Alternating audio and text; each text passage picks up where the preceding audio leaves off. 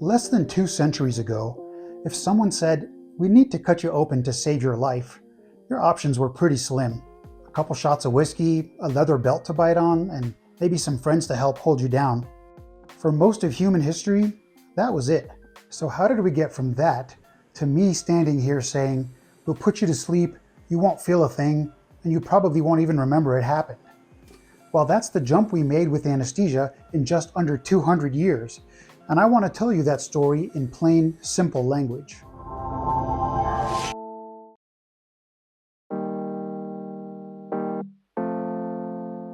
Most people just think anesthesia is when you get knocked out for surgery. Well, that's partly true, but it misses the good stuff. Anesthesia is what specially trained doctors and nurses use to keep you comfortable, stop you from feeling pain, and keep you from remembering the worst parts of a medical procedure. Sometimes it's just a little bit of numbing medicine in a small area, like when the dentist numbs your teeth and gums. Sometimes it's a bit of medicine to just relax you so you're drowsy but you're still breathing on your own. And sometimes it's full general anesthesia. You're completely asleep, unaware, and pain-free while surgeons work on you. The word itself actually tells you what's going on.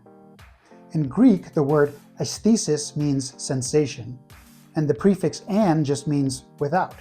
So literally, anesthesia means without feeling, which is honestly a pretty solid description of it. How it works depends on what kind of anesthesia we're using, but the basic idea is the same. The drugs we use quietly turn down the parts of your brain and nervous system that sense pain and keep you awake. You can think of it like 3 volume sliders, one for pain, one for movement, and one for consciousness. For a small procedure, we might just turn down the pain slider in one specific area.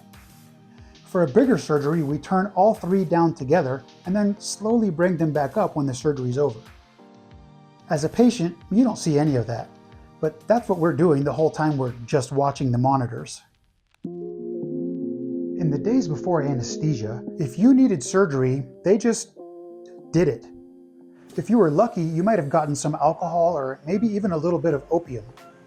Otherwise, you just got a bunch of strong people to pin you down so the surgeon could work fast. That was it.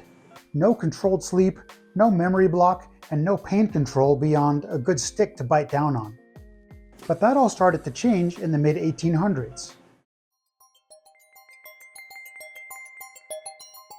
One of the biggest breakthroughs happened in 1846 at Massachusetts General Hospital with a dentist named William Morton. He'd been experimenting with a gas called diethyl ether.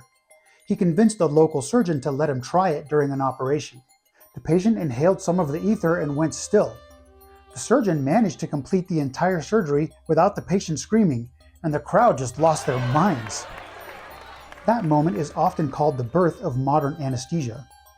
It was the first time people saw, in public, that you could turn feeling off, do surgery, and then bring someone back again. Fast forward to today. Anesthesia is one of the safest parts of modern medicine, but it's also one of the most misunderstood. It's not just putting you to sleep. It's a carefully balanced, continuously monitored state where we adjust those volume sliders on pain, movement, and awareness second by second, so that surgery can happen without pain or trauma. It's the reason we can fix, replace, or repair almost anything in the body without having to hold anyone down or knock them on the head with a rock.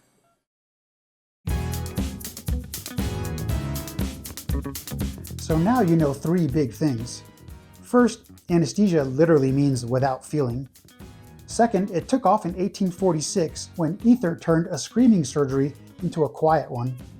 And third, modern anesthesia is really about controlling those sliders in your brain and nerves so that you won't feel, move, or remember what would otherwise be a pretty horrible experience. If you can think of anything else about anesthesia you'd like me to explain in simple terms, let me know in the comments. Thanks for watching. I'm Dr. Dan, and this is Danesthesia.